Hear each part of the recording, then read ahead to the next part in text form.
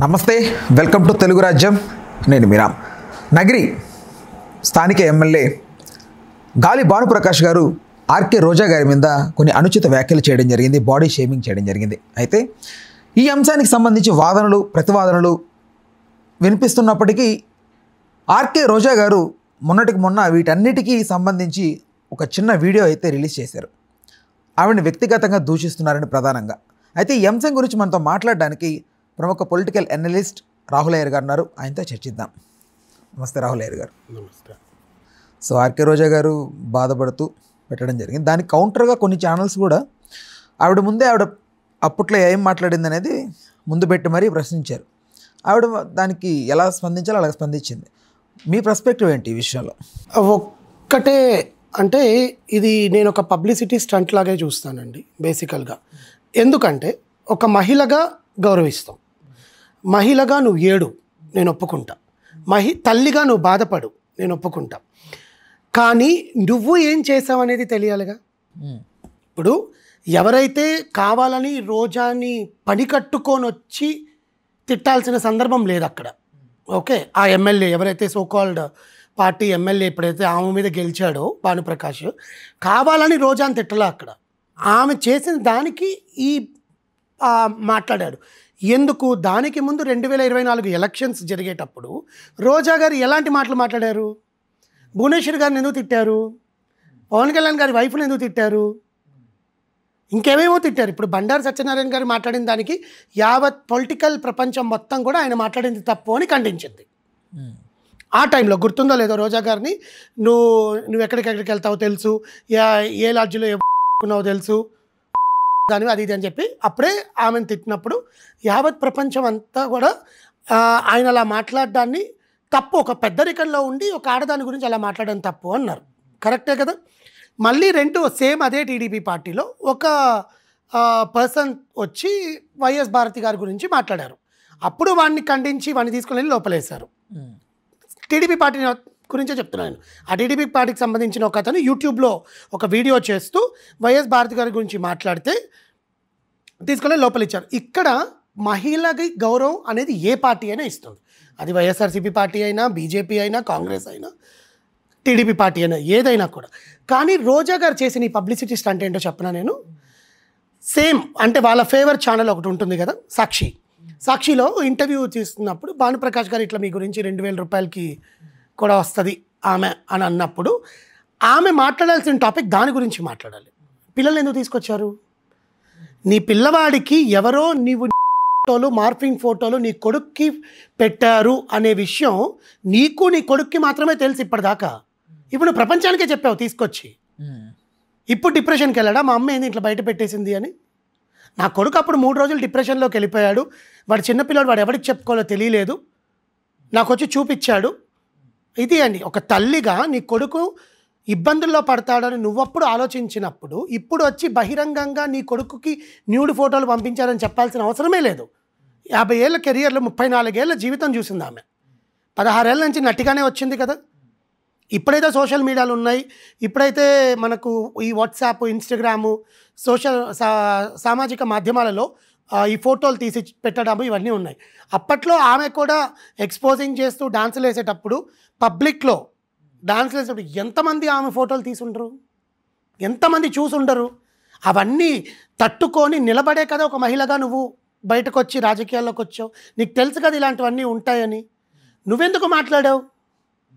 నువ్వు మాట్లాడాల్సింది కాదు కదా. నీకంత సంస్కారం ఉన్నప్పుడు నువ్వు అవతల వాళ్ళని ఎందుకు అంటావు? నువ్వు తిట్టు పొలిటికల్గా. ఈ మాటల యుద్ధం అనేది పొలిటికల్గా అన్ని పార్టీల మధ్యన ఉంటుందండి. నువ్వు ఎదవా అంటే నేను ఎదవా అంటారు, నేను ఎదవా అంటే నువ్వు ఎదవా అంటారు. కరెక్టే.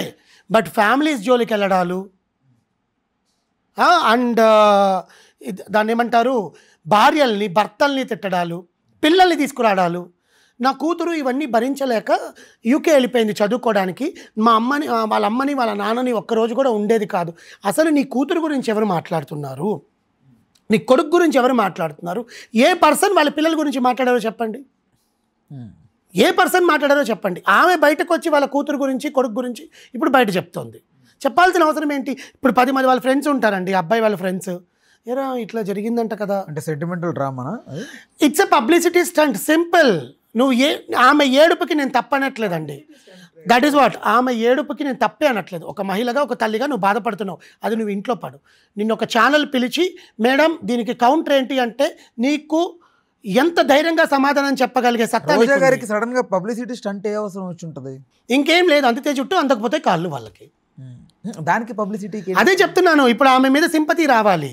టీడీపీ నియోజకవర్గం లేకపోతే ఆ నగరి నియోజకవర్గంలో ఇన్ని అరాచకాలు జరుగుతున్నాయి, మహిళలకి ప్రశాంతత లేదు, మహిళలను దూషిస్తున్నారు, మహిళ కింద జరిగితే పట్టించుకోవట్లేదు, రండి మా సినిమా వాళ్ళందరూ రండి అంటే ఇప్పుడు రమ్యకృష్ణ గారు, ఖుష్బూ గారు, నవనీత్ కౌర్ గారు, మీనా గారు అందరూ వచ్చి పడ్డారు అప్పుడు బండారు సత్యనారాయణ గారు అన్నప్పుడు కదా. అదే నారాయణ చంద్రబాబు నాయుడు గారి వైఫ్ని భువనేశ్వరి గారు అన్నప్పుడు, పవన్ కళ్యాణ్ గారి వైఫ్ని అన్నప్పుడు, లేదా పవన్ కళ్యాణ్ గారిని అన్నప్పుడు ఎందుకు సినిమా ఇండస్ట్రీ బయటకు వచ్చి మాట్లాడలేదు? ఎందుకంటే అది పొలిటికల్కి ఫిలింకి సంబంధమే లేదు. రోజా కూడా ఫిలిం రిలేటెడ్గా రండి మాట్లాడండి నా తరపున అనట్లేదు ఏంటండి. ఆమె రాధికక్క కానీ, మీనా గారి, ఖుష్బూ కానీ నేను వెళ్ళి చెప్పుకున్నాను, వాళ్ళందరూ వద్దన్నారని ఆమె చెప్పింది అదే కాల్లో, అదే వీడియోలో ఆమె చెప్పిందే కదా. ఆమె వెళ్ళి పిలుచుకోవాల్సిన అవసరం లేదు అని మనం అనుకుంటున్నాం. కానీ తెలిసి ఇప్పుడు వాళ్ళ ఇంట్లో ఇట్లా జరిగిందండి. ఫర్ ఎగ్జాంపుల్ ఇప్పుడు ఆమె చెప్పిన వీడియో గురించే మాట్లాడతా. నా కొడుక్కి ఇట్లా పంపించారు అని చెప్పింది. వాళ్ళ బంధువులు అందరూ ఫోన్లు చేసి అడుగుతారా ఏం జరిగింది అని. సేమ్ బండారు సత్యనారాయణ గారి విషయంలో కూడా ఒక మహిళగా ఒక యాక్ట్రెస్ని, ఆయన యాక్ట్రెస్ గురించే మాట్లాడాడు. నువ్వు సినిమాలు చేసేటప్పుడు సినిమాలో ఉండే ఆడవాళ్ళందరూ ఇలాగే ఉంటారు, నువ్వు ఎవరెవరితో ఏ లాడ్జిలోకి వెళ్ళావు, సినిమా సినిమా సినిమా అని 3 సార్లు అని ఆయన మాట్లాడారు. మాట్లాడినప్పుడే వాళ్ళు సినిమా ఇండస్ట్రీకి సంబంధించిన వాళ్ళు వచ్చారు. పవన్ కళ్యాణ్ కూడా సినిమా ఇండస్ట్రీలో ఉన్నప్పుడు సినిమాలు చేసుకోవడమే రాదు, నీ సినిమా హిట్లే కొట్టలేవని నువ్వు మాట్లాడినప్పుడు ఎందుకు రాలేదు? వీళ్ళకి సంస్కారం ఉంది, వాళ్ళకి లేదు. ఇప్పుడు రోజా గారు చేయాల్సిన పబ్లిసిటీ స్టంట్ ఎందుకు అంటున్నానంటే, దాన్ని ఇప్పుడు ప్రతిపక్ష పార్టీ ఏం చేస్తుందని మనందరికీ తెలుసు. జరుగుతున్న పార్టీ అంటే అధికారంలో ఉన్న పార్టీ ప్రజలకు సాయం చేస్తుందా లేదా, వాళ్ళు చెప్పిన మేనిఫెస్టో అంతా చేస్తున్నారా లేదా, ఆంధ్రాలో జరుగుతోందా లేదా అనేది వీళ్ళు గమనించి దీనికి వాళ్ళు సెటైరికల్గా చెప్తారు.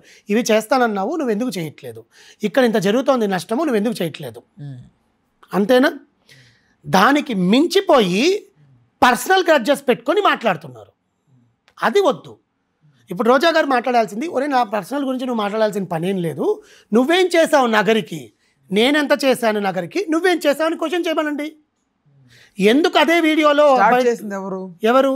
నేను అదే చెప్తున్నానండి. స్టార్ట్ ఎక్కడైనా కానివ్వండి, ఇప్పుడు టీడీపీ వాళ్ళు స్టార్ట్ చేసినా లేకపోతే వైఎస్ఆర్సీపీ స్టార్ట్ చేసినా కూడా నీకు అంత, ఇప్పుడు ఫర్ ఎగ్జాంపుల్ నేను ఉన్నాం రామ్, నాకు సంస్కారం లేదనుకుందాం, నువ్వు కూడా అంతే దిగజారి మాట్లాడతావా? నేను స్టార్ట్ మీద పడిపోతుంటే ఎంత మీద పడుతున్నా కూడా నీ సంస్కారం ఏమైంది? నువ్వు ఎక్కడ ఎవరితో మాట్లాడుతున్నావు? ఇప్పుడు ఏం మాట్లాడుతున్నావు? ఒక చెంప మీద కొడితే ఇంకో చెంప చూపెట్టి గాంధీ కాలం పోయింది కదా. చెంప చూపించాల్సిన పని లేదు, చెంప మీద కొట్టే పని కూడా లేదు. ఆయన మాట్లాడింది తప్పే అయినప్పుడు ఆ తప్పుని నువ్వు నీకు మహిళగా నా గురించి ఇట్లా మాట్లాడానని చెప్పి ఒక ఎమ్మెల్యే మీద కేసు పెట్టే అధికారం నీకుంది. సెక్షన్లు కూడా అన్నీ నీకు తెలుసు. లేదా అధికారం పార్టీలో ఉన్న చంద్రబాబు నాయుడు గారికి కానీ పవన్ కళ్యాణ్ గారికి కానీ చూడండి నన్ను ఇట్లా మాట్లాడుతున్నాడు అని చెప్పి, అది ఆమె అనలేదు. ఎందుకు అనలేదు కూడా చెప్తా. ఎందుకు అనలేదంటే ఈమె నోరు పారేసుకుంది 100 సార్లు, నన్ను ఎవడు ఏం చేయలేడు, వాడు నా బొచ్చు పీకలేడు, పవన్ కళ్యాణ్కి పక్కలేస్తున్నావు పక్కన కూర్చొని, ఇవన్నీ మాట్లాడింది ఆమె కాదా? ఇప్పుడు ఏ ధైర్యం పెట్టుకొని బయటకు వచ్చి మళ్ళీ మాట్లాడుతుంది? సరే నువ్వు మాట్లాడుకో, నాకు ప్రాబ్లమే లేదు. నీ పిల్లలు ఎందుకు తీసుకొచ్చావు? నీ పిల్లలకి పంపించాల్సింది ఇప్పుడు 10 మందికి తెలిసిపోయింది కదా. ఇప్పుడుండే టెలిగ్రామ్ కాలము, ఇప్పుడుండే వాట్సాప్ కాలాల్లో అవి ఏడున్నాయని చూసే ఎదవలు కూడా ఉంటారుగా. ఇప్పుడు జబర్దస్త్ ఆర్టిస్ట్ని అడ్డు పెట్టుకొని రోజా గారిని ఎలా షేమింగ్ చేయాలో పొలిటికల్గా ఎదుర్కొంటూనే ఉన్నారు, అది చూస్తూనే ఉన్నాం. ఆ వరకు ఫైన్, ఆవిడ పెద్దగా రెస్పాండ్ అవ్వాలి. అవును, బట్ ఇక్కడికి వచ్చేసరికి బాడీ షేమింగ్ రోజా గారు డైరెక్ట్గానే నారా లొకేషన్ చేశారుగా. అప్పుడేమైంది? ఇప్పుడు జబర్దస్త్ ఆర్టిస్టే అవసరంలే ఇక్కడ రామ్, జబర్దస్త్ ఆర్టిస్ట్ కాదు, ఆయనకి రోజా గారికి బాడీ షేమింగ్ చేయాల్సిన అవసరం ఎందుకు వచ్చింది? కావాలని అప్పటిదాకా రోజా గారితో బాగానే ఉన్నాడుగా. అదే ఇంటికి వెళ్ళి అదే ఇంట్లో తిండిటి వాసాలు లెక్క పెడతారు ఎవరైనా? వాళ్ళ ఇంటికి వెళ్ళి అన్నం తిన్నాడు కదా, ఆమెతో పాటు తిరుమలకి వెళ్ళాడని ఆమె చెప్పింది ఒక వీడియోలో. ఆయన పని కట్టుకొని రోజా మీదనే కక్ష కట్టుకొని చేయాల్సిన అవసరం ఏముంది? ఎందుకంటే ఏదైతే ఈమె ముందు చేశారో 2019 నుంచి 2024 వరకు జరిగిన 5 ఏళ్లలో ఎన్నిసార్లు ఎంతమంది గురించి ఎంత మాట్లాడింది, 2022 నుంచి 2024 వరకు పవన్ కళ్యాణ్ గారిని కానీ చంద్రబాబు నాయుడు గారిని కానీ జైల్లో ఉన్నప్పుడు కూడా, చంద్రబాబు నాయుడు గారు జైల్లో ఉన్నప్పుడు కూడా ఎన్ని మాట్లాడింది అనేటివి ఇప్పుడు ఎక్స్లో కానీ, ఇన్స్టాగ్రామ్లో కానీ, ఫేస్బుక్లో కానీ రోజాకి ఎవరు సానుభూతి ఇవ్వట్లేదు, ఇంకా అసహించుకుంటున్నారు. ఆమె మాట్లాడకుండా ఉండాలి. ఎందాక మీరు ఒక మాట అన్నారు, నేనే విరుచుకు పడతాను, నీ సంస్కారం ఏమైంది అన్నారు కదా. ఇప్పుడు ఆర్కే రోజా గారు కూడా 2019 నుంచి 2024 వరకు ఆవిడేదో మాట్లాడింది, మరి మీ సంస్కారం ఏమైంది, మీరెందుకు దాన్ని? అందుకే కదా మాట్లాడలేదు. ఆవిడ్ని టీడీపీ అదే చెప్తున్నాను. ఎప్పుడైతే ఆ కోపము, ఆ పేషెన్స్ అనేది కట్టలు తెంచేసుకుంటుందో ఎవరైనా మాట్లాడతారు. ఇప్పుడు రోజా గారు కూడా స్ట్రాంగ్గా కౌంటర్ ఇవ్వచ్చు. ఇవ్వకుండా ఎందుకు సింపతి డ్రామా? అధికారంలో ఉంది ఎవరు? ఎంత అధికారంలో ఉంటాయండి? నువ్వు మహిళవు కదా. ఇప్పుడు ఆమె ఇప్పటిదాకా బాధపడుతుంది మహిళ గురించే కదా. నేను మహిళని నా కింద బూతులు కమెంట్లు పెడతారు, నా వీడియోల కింద బూతులు కమెంట్లు పెడతారు, నా వీడియో కింద ఇది చేస్తారు అది చేస్తారు అని. మరి పవన్ కళ్యాణ్ గారు మాట్లాడినప్పుడు కానీ, చంద్రబాబు నాయుడు గారు మాట్లాడినప్పుడు కానీ, లోకేష్ గారు మాట్లాడినప్పుడు కానీ పెయిడ్ బ్యాచ్లతో కింద కమెంట్లు పెట్టించినప్పుడు ఏమైంది? అప్పుడు ఎందుకు మాట్లాడట్లేదు? పాయింట్ ఏంటి? అధికారంలో ఉంది టీడీపీ తరపున ఉన్నటువంటి ఎమ్మెల్యే భానుప్రకాష్, ఆయనకి ఎందుకు ఉక్రోషం వచ్చింది? ఆయనే ఇదిగా ఉంటే, లైక్ ఇప్పుడు ఒకవేళ రోజా గారు ఉంటే తిరుగుబాటు రోజా గారి మీద వచ్చిందంటే ఆవిడ పరిపాలిస్తుంటే ఓకే, బట్ ఇప్పుడు పరిపాలిస్తుంది భానుప్రకాష్ దాంతో కదా. అదే నేను చెప్తున్నానండి. దానికి ముందు రోజా గారు అనుచిత వ్యాఖ్యలు చేశారు కదా 2 వీక్స్ బ్యాక్. చేసిన దానికి ఒక ప్రెస్ మీట్లో ఈయన వెళ్ళి కావాలని రోజా గురించి ఏం తప్పుగా వచ్చిదా మైక్ తీసుకురా నేను మాట్లాడతానని మాట్లాడాల. సమ్ ఎక్స్ పీపుల్, ఇప్పుడు మనలాంటి మీడియా వాళ్ళు వెళ్ళి ఆయన ఏదో అడిగినప్పుడు, ఆమె ఏం చేసిందండి, మీరేం చేశారు అని అడిగినప్పుడు ఆయన దాంట్లో నుంచి మాట్లాడిన మాట అది తప్పే, నేను కూడా ఒప్పుకుంటా. నువ్వు ఒక మహిళ గురించి మాట్లాడకూడదు, అది తప్పే. నేను అందుకే కదా ముందు ఎగ్జాంపుల్ చెప్పాను. నేను అదే టీడీపీ పార్టీలోకి పనిచేస్తున్న ఒక వ్యక్తి వెళ్ళి వైఎస్ భారతి గారి గురించి మాట్లాడితే తీసుకొని లోపల వేసారా లేదా? మన అక్కడికక్కడికి పట్టుకొని లోపల వేసారుగా. సో మహిళ గురించి మాట్లాడడం తప్పు. నువ్వు దాని మీద స్టాండ్ తీసుకో. నేను మహిళని నువ్వు 100 సార్లు అంటున్నావు కదా, దాని మీద స్టాండ్ తీసుకో. నేను ఒప్పుకోను. ధైర్యంగా మాట్లాడు. కన్నీళ్లు పెట్టుకొని నా వీడియోల కింద బూతులు కమెంట్లు పెడతారు, నా కొడుకు చదువుతాడు, మరి వాళ్ళకి పిల్లలు లేరా? వాళ్ళ ఇళ్ళల్లో తల్లులు లేరా? వాళ్ళు చదవరా?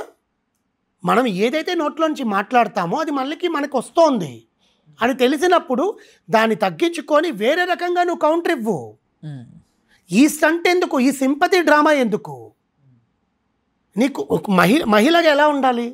ఇప్పుడు షోలు చేస్తారు కదా, ఆమె షోలో ఎంత జోవియల్గా ఉంటారు. రోజా గారు షోస్ అన్నీ చూస్తారుగా, దాని కింద ఎందుకు బూత్ కమెంట్లు పెట్టరు? రోజా గారు ఎపిసోడ్స్ ఉంటాయి కదండి. ఇప్పుడు జీ5 ఏదో చేస్తోంది ఆమె డ్రామా జూనియర్స్ అని, దాని కింద ఒక్క బూత్ కమెంట్ చూపించమని రోజా గారికి ఒక్కటి. ఆమె నవ్వితే ఆమె గురించి పొగుడతారు, ఆమె ఎంత మంచో దాని గురించి మాట్లాడతారు. జబర్దస్త్లో ఆమెతో పాటు చేసిన వాళ్ళందరూ కూడా మేడం మంచిది, మేడం కుడి చేతితో చేసిన సాయి మేడం చేతికి కూడా తెలియదు అన్నట్టుగా ఉంటుందని దాని కింద చాలా కమెంట్లు పెడతారు. పొలిటికల్గా నువ్వు నోరు పారేసుకుంటావు కాబట్టి నీకు రిఫ్లెక్షన్ ఇలా వస్తుంది. ఇది నా పాయింట్. నువ్వు ఇప్పుడు నీ కొడుకుని తీసుకొచ్చి రోడ్డు మీద పెట్టేశావు, సింపుల్. నువ్వు ఏమీ చేయలేక అవతల పార్టీని ఎట్లయినా దింపాలి, లేకపోతే అధికారంలో ఉండే వాళ్ళు ఏమీ చెయ్యట్లేదు అనేది నువ్వు ప్రూవ్ చేయి. ఇప్పుడు నగిరికి ఎమ్మెల్యే భానుప్రకాష్ ఏం చేశాడనేది, నేను ఇవి చేశాను, భానుప్రకాష్ ఇవి చేయలేదు అని నువ్వు ధైర్యంగా నిలబడి మాట్లాడు. సాక్షి ఛానల్కి వచ్చి వాళ్ళు వీడియో ఈమె పిలవలేదండి, వాళ్ళు పిలిచారు. వాళ్ళు మేడం మీరు బయట ఇవ్వండి అని చెప్పి ఇట్లా మాట్లాడారు కదండి, కౌంటర్ ఆయన మాట్లాడారు, మీరు దానికి ఆన్సర్ ఇవ్వండి అన్నప్పుడు ధైర్యంగా నువ్వు అదే ఛానల్లో ధైర్యంగా మాట్లాడాల్సింది. దానికి ముందు ఒక 2 ఇంటర్వ్యూలు ఇచ్చింది. సుమన్ టీవీకి ఒకటి ఇచ్చింది, రీసెంట్గా ఇంకో ఇంటర్వ్యూ ఇచ్చింది రోజా గారు. 2 ఇంటర్వ్యూస్లో ఎక్కడ కన్నీళ్ళు పెట్టుకోలేదే. ఎంత ధైర్యంగా మాట్లాడావు, ఎంత కాన్ఫిడెన్స్గా మాట్లాడావు. అక్కడెందుకు చెప్పలేదు నీ పిల్లల గురించి? అక్కడెందుకు చెప్పలేదు నీ పిల్లలకి ఎప్పుడు కూడా ఒక పర్సన్ ఎమోషనల్ అవుతున్నాడు అంటే దానికంటూ ట్రిగ్గర్ చేసే స్టార్టింగ్ పాయింట్ ఒకటి ఉంటుంది. ఆ స్టార్టింగ్ అరే 2000 రూపాయలకు కూడా వెళ్తుంది అని చిన్న మాట కన్నా నువ్వు బజార్ దానివి నువ్వు ఏ లాడ్జ్లో పడుకున్నావు అనేది చాలా పెద్దది, చాలా పెద్దది అది. అప్పుడు అదే చెప్తున్నాను. అప్పుడు కూడా ఆమె ఏం మాట్లాడిందో తెలుసా? సుప్రీంకోర్టే పర్మిషన్ ఇచ్చింది, ఏడబడితే ఆడ తిరగమని చెప్పి నువ్వెవడరా మాట్లాడడానికి అని అడిగింది. అప్పుడు కూడా ఏడ్చింది ఆవిడ. ఏడుపు అనేది రాకుండా ఉండదు Ram, because it's a sensible matter. ఆడవాళ్ళకి చాలా సెన్సిబుల్ మ్యాటర్ మానం. మానం గురించి ఎవరు మాట్లాడినా కూడా తప్పే, అది ఎవరైనా తప్పే. కానీ నీ బిడ్డల్ని తీసుకొని వచ్చి మాట్లాడకూడదు, అది తప్పు. వాళ్ళకి ఇప్పుడు డిప్రెషన్కి వెళ్తాడుగా అబ్బాయి, ఆల్మోస్ట్ ఆల్ ఇంజనీరింగ్ చదివే పిల్లాడు ఉన్నాడు ఆమెకి, ఓకే, కూతురు లండన్కి వెళ్ళి చదువుకుంటుంది. వాళ్ళిద్దరిని అడ్డు పెట్టుకొని అంటే ఆమె అందరికి ఏమనిపిస్తోందంటే నువ్వు సర్దు చెప్పుకోవడానికి వచ్చినట్టు లేదు, ఇంకా నిజాలు నీ నోటి ద్వారానే బయట చెప్పుకోవడానికి వచ్చినట్టుంది. ఇప్పుడు నీకు ఫేవర్ ఛానలేగా పిలిచింది, వైఎస్ఆర్సీపీ ఛానలే కదా సాక్షి, అక్కడేగా పిలిచావు. అక్కడికి వచ్చినప్పుడు నీ ఛానల్లో కూర్చొని ధైర్యంగా నువ్వు మాట్లాడు. మహిళను తిట్టావు, నువ్వు ఎందుకు అన్నావు, నా మానం గురించి ఎందుకు మాట్లాడావు, నువ్వేం చేసావు నగరికి నువ్వేం చేసావు, నువ్వు మాట్లాడు, అది కౌంటర్. అప్పుడు ఇప్పుడు అతను మాట్లాడింది తప్పని పవన్ కళ్యాణ్ గారు ఒప్పుకుంటారు, చంద్రబాబు నాయుడు గారు ఒప్పుకుంటారు, అందరూ ఒప్పుకుంటారు, ఎందుకంటే అది మానంకి సంబంధించిన విషయం. కానీ నువ్వు బయటకు వచ్చి అతన్ని గ్రేడ్ చేసి నువ్వు చీప్ అయ్యావు, అది తప్పు. పార్టీలు ఎవరైనా ఒకటే, మహిళ మాత్రం మహిళే. మన అమ్మని మనం తిట్టుకుంటామా? మన బిడ్డల్ని మనం ఇంట్లో చేసిన 4 గోడల మధ్య ఉండే విషయాన్ని తీసుకొచ్చి నువ్వు సెలబ్రిటీ స్టేటస్లో ఉండి బయట చెప్పేస్తే వాడు రేపు పొద్దున్న రోజున ఇది రోజా కొడుకు వీళ్ళ అమ్మది వీడియో చూశాడంట అని మాట్లాడతారు. ఏమంటాం? అదే ఏం చెప్తాడు అబ్బాయి? అంతకన్నా డిప్రెషన్ ఉంటుందా? ఇప్పుడు ఉండే టెక్నాలజీ ఏముందమ్మా? ఆ ఫోటోలు ఎవరు పంపించారో మార్ఫింగ్, ఇప్పుడు ఆమె నిజంగా మార్ఫింగ్ చేశారో లేదో మనకు తెలియదు. ఇప్పుడు చేసి పంపిస్తే, కక్ష కట్టుకున్న వాళ్ళు ఇప్పుడు చేసి పంపిస్తే అంతేనా? బాడీ షేమింగ్ అనేది నువ్వు చేసావు, ముందు నువ్వు చేయించుకోబడుతున్నావు, మళ్ళీ చేస్తున్నావు, మళ్ళీ చేయించుకోబడుతున్నావు. దీనికంటూ ఫుల్ స్టాప్ ఉండదా పొలిటికల్ రాజకీయాల్లో అసలు ఫ్యామిలీస్ ఏంటి, పిల్లలు ఏంటి, ఇవన్నీ ఏంటి, అవి తగ్గించుకోవాలి. యాజ్ ఏ పొలిటికల్ అనలిస్ట్ ఇది నా అభిప్రాయం. ఆమెను సపోర్ట్ చేసే వాళ్ళు ఉంటారు, ఆమెను తిట్టే వాళ్ళు ఉంటారు, బట్ నా అభిప్రాయం it's just a publicity stunt to bring her children in the issue. ఆమె ఏడుపు నిజం కానీ అబద్ధం అనట్ల నేను, ఆమె తీసుకొచ్చింది తప్పు. Right okay. హలో, తెలుగు రాజ్యం ఛానల్ చూస్తున్నారా? సామాజిక రాజకీయ జీవన చిత్రణే తెలుగు రాజ్యం. అతిశయోక్తులు అసత్యాలు ఉండవు. రాజకీయ కోణం కాదు, ప్రజా కోణమే కొలబద్ద. తెలుగు రాజ్యం వీక్షణ మీ ఉత్తమ అభిరుచికి నిదర్శనం.